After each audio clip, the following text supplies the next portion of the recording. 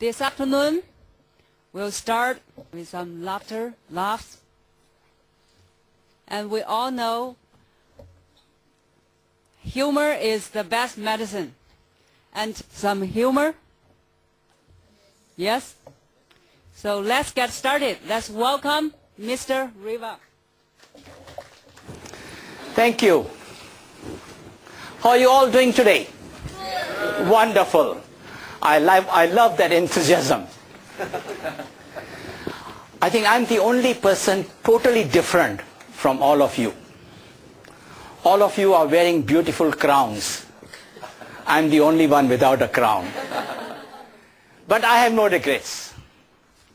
They say if you are bald in the front, you are a thinker. If you are bald at the back, you are sexy. But if you are bald from front to back, you think you're sexy. Thank you, Cynthia. Where are you? You disappeared. In this conference reminds me of my very first speech, my maiden speech I made in Mumbai some years ago in a similar environment, similar event. I was scheduled to speak at 6 o'clock in the evening, but I arrived 1 hour earlier. With 1 hour in hand, I entered one of the small empty rooms to practice my talk. Being a maiden speech it was. I was pacing up and down the floor in that small room, rehearsing my talk, when an elderly woman came up to me and said, "Excuse me, mister, what are you doing here?" And I said, "Well, I'm just practicing my talk, which I'll soon be giving in the big room." She said, "Tell me, do you get very nervous before you give a talk?" I said, "Of course not." Then she said, "What the heck are you doing here in the ladies' room?"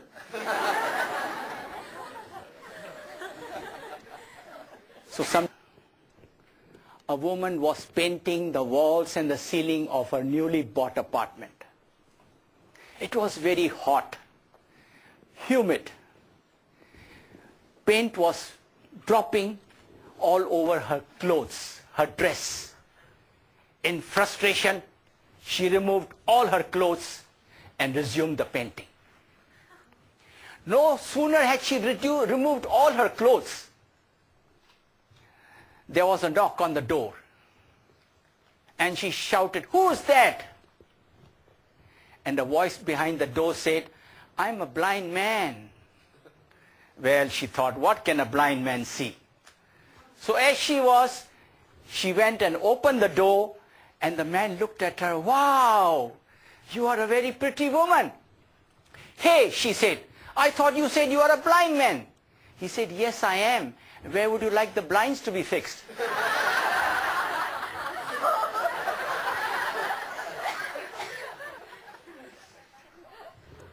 One Saturday afternoon, the husband returned home from work. It was his birthday. And the wife greeted him, hugged him, and she was wearing the most sexiest dress she had. In her sexy dress, she hugged him close and whispered in his ears, "Darling, tie me up and do whatever you want." So he tied her up and went golfing. People, laughter is also an excellent exercise for our facial massage muscles, for our face muscles. When we laugh, our face gets an increased flow of blood, and this gives us a glow to the skin, and you feel so wonderful, so nice. Why do we go for our have you seen many of us go for our facial massage? And what does the masseuse do? She will massage, lift up all our lines to give us a glow. And when she hands us the bill, all these lines fall back. And the glow is gone. But have you ever wondered that a good laughter will bring all these lines up? Stay there. And you will have a wonderful glow, beautiful glow, free of charge. No need to go to a massage. Laughter can save us a lot of medical bills.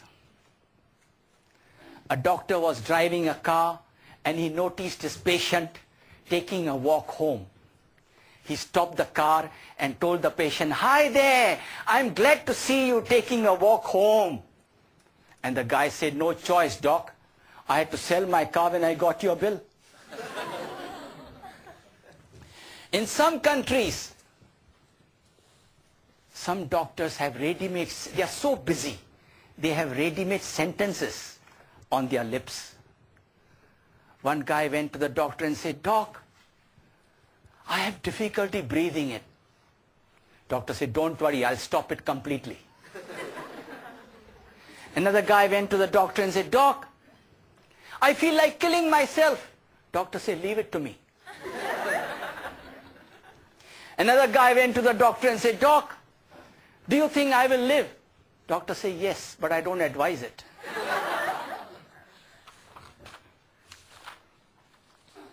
When we are not at ease, when we are stressed. And what is the antidote? Laughter, you're right. Laughter will remove all your stress and all your strain and all your tension.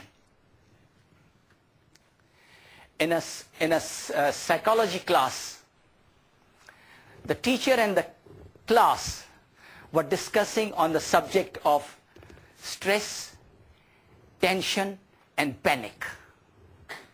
At the end of the discussion, the teacher asked the class, "Can anyone describe best the difference between stress, tension, and panic?" There was silence. Finally, a little guy at the back row stood up and said, "Sir, stress is when the wife is pregnant. Tension is when a girlfriend is pregnant. And panic is when both are pregnant." Humor is equally important in our profession. Why? Involving humor in work improves teamwork image at the same time. Nowadays, many large corporations in America have a short humor break in addition to the coffee break. Here they share jokes and laugh. They feel totally refreshed and cheerful when they return to their work. This boosts the productivity. Once during a humor break, the boss was telling jokes to his staff, one after the other. Everybody was laughing except Mary. And he said to Mary, "Mary, why aren't you laughing today?" And Mary said, "I don't have to, boss.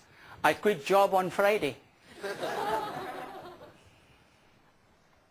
At the altar stood the bride and the groom, looking at each other with love and affection. The bride said to the groom, "My little peach." The groom said to the bride, "My sweet plum." And the preacher said, "I now pronounce you fruit salad."